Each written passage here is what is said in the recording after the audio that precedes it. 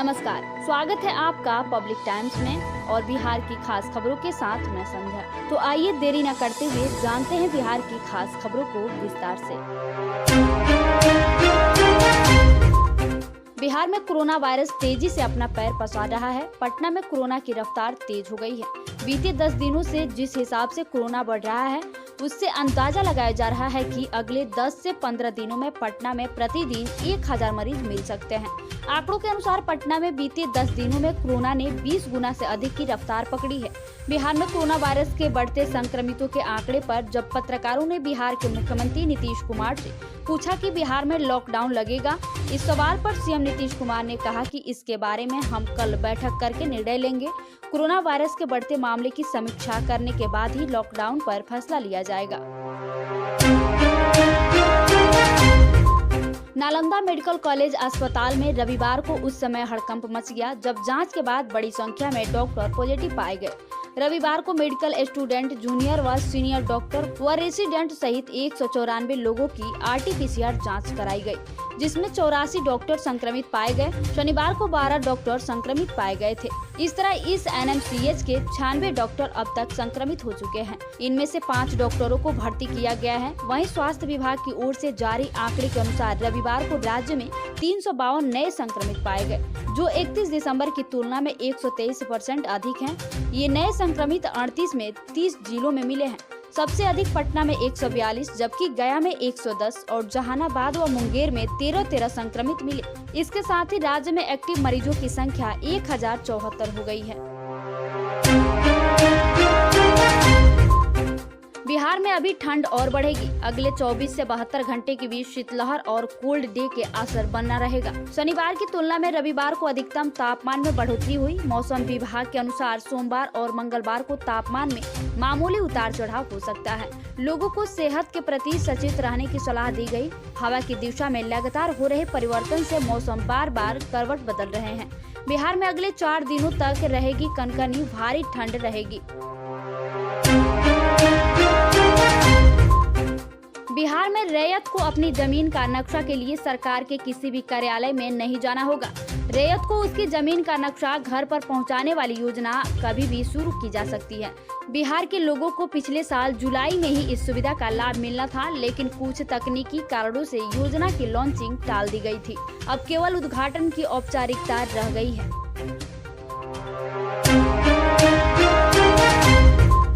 बिहार में कोरोना की तीसरी लहर की आशंका बनती जा रही है।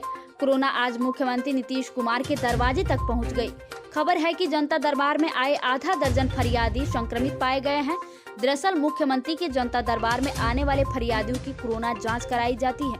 इसी दौरान आज 6 फरियादियों की जांच रिपोर्ट पॉजिटिव आई। इतनी संख्या में फरियादियों के पॉजिटिव पाए जाने के बाद जनता दरबार कार्यक्रम की जिम्मेदारी संभाल रहे अधिकारियों के हाथ पांव फूल गए हैं।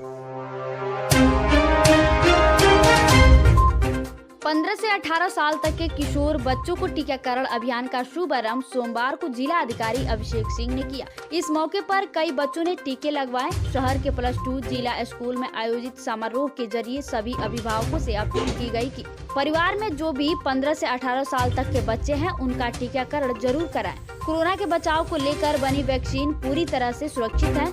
सभी सरकारी हाई स्कूल व इंटर स्कूलों में टीकाकरण मुफ्त में किया जाना है। कोवैक्सीन की पहली डोज लेने के बाद इसके 28 दिनों के बाद दूसरा डोज लेना है।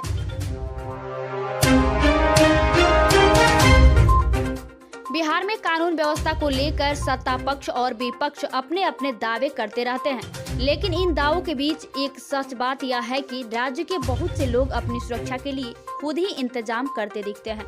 इस बीच बिहार सरकार के मंत्रियों का बंदूक प्रेम सामने आया है, जिससे कई तरह के सवाल खड़े हो रहे हैं। दरअसल पता चला है कि बिहार मंत्रिमंडल के आधे से ज्यादा सदस्यों के पास अपनी गन है। अब लोग पूछ रहे हैं कि जब सरकार ने इन माननीयों को फुल प्रूफ सुरक्षा मुहैया करा रखी है तो फिर उन्हें अपना प्राइवेट हथियार रखने की जरूरत क्या है। विश्व प्रसिद्ध पक्षी विहार कांवड़ झील बहियार में हजारों प्रवासी पक्षियों का आगमन हो चुका है। दूसरी ओर यहाँ बड़े पैमाने पर यहाँ के स्थानीय लोगों द्वारा इसका शिकार माही जारी है। जानकारी के अनुसार शुक्रवार की अहले सुबह पुलिस द्वारा सैकड़ों प्रवासी पक्षियों समेत कुछ शिकारियों के पकड़े जाने की सूचना एकम्बा ग्राम के समीप स्थित काबर बहियार के ग्रामीणों द्वारा मिली।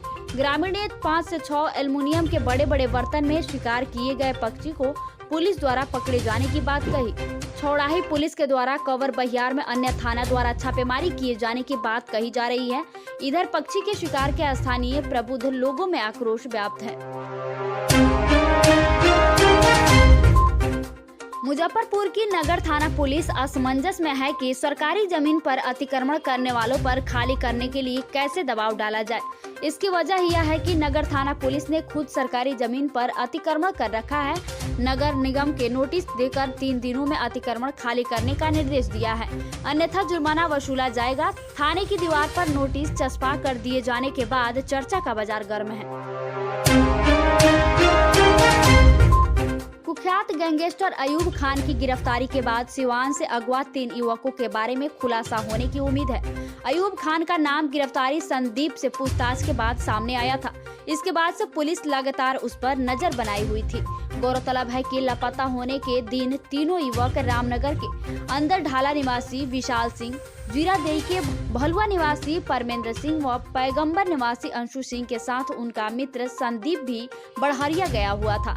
हालांकि संदीप घर लौट आया, जबकि तीनों युवक अब तक घर नहीं लौट सके हैं। अयूब पिछले कुछ महीनों से बिहार से बाहर छुपा था। जानकारी के मुताबिक उसने अपना ठिकाना गंगटोक में बना रखा था। 3 युवकों को अगवा करने की घटना के बाद एसटीएफ को उसकी गिरफ्तारी का टास्क सौंपा गया था।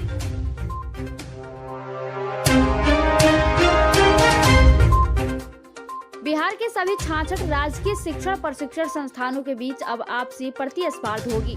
यह प्रतिस्पर्धा बेहतर शैक्षणिक माहौल से लेकर पठन पाठन और आधारभूत संरचना समेत समग्र परिसर को लेकर शुरू भी हो गई है। इसकी समीक्षा भी आरंभ हो गई है।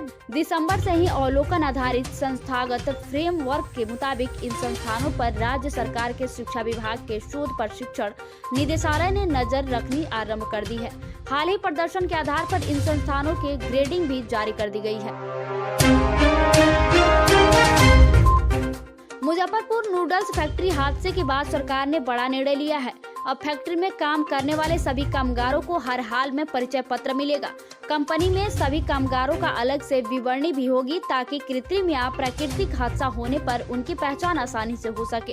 कामगारों के बारे में पूरी जानकारी फैक्ट्री संचालकों को सरकार को भी देनी होगी। मुजफ्फरपुर हादसे के दौरान कामगारों की पहचान में काफी परेशानी हुई। फैक्ट्री में कामगारों का पूरा विवरण भी नहीं था। इसे देखते हुए श्रम संसाधन विभाग ने तय किया है कि अब कामगारों को पहचान पत्र देना अनिवार्य होगा। इसमें फैक्ट्री के पंजीकरण संख्या और नाम लिखा होगा। साथ ही कर्मचारी का नाम, पिता का नाम और पता, रोजगार की प्रकृति भी लिखी रहेगी। नियमित हो या ठेका पर काम करने वाले कामगारों के पहचान पत्र पर उनका विवरण रहेगा। फैक्ट्री संचालकों की ओर से उस परिचय पत्र पर हस्ताक्षर भी होगा।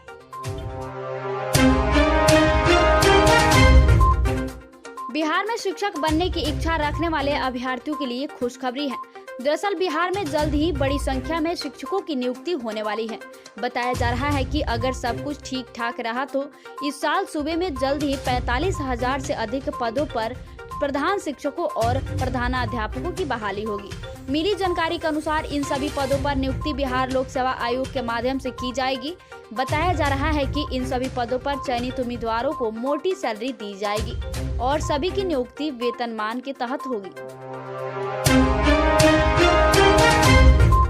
बिहार सरकार नए साल में किसानों और दूध उत्पादकों को बड़ा तोहफा देने जा रही है। अगर अभी तक आप सामान्य नस्ल के भैंस पाल रहे हैं तो नए साल में आप जैसे किसान सामान्य से 3 गुना ज्यादा दूध लेने वाली मुर्रा नस्ल की भैंस रख सकेंगे। इसके लिए बिहार सरकार के पशु व मत्स्य संसाधन विभाग ने एक अहम फैसला लिया है। इस फैसले के तहत पटना के नौबतपुर में 4 एकड़ जमीन पर एक बड़े डेयरी योजना की शुरुआत की जाएगी और यहाँ मुर्रा नस्ल की 500 भैंसों को एक साथ रखा जाएगा।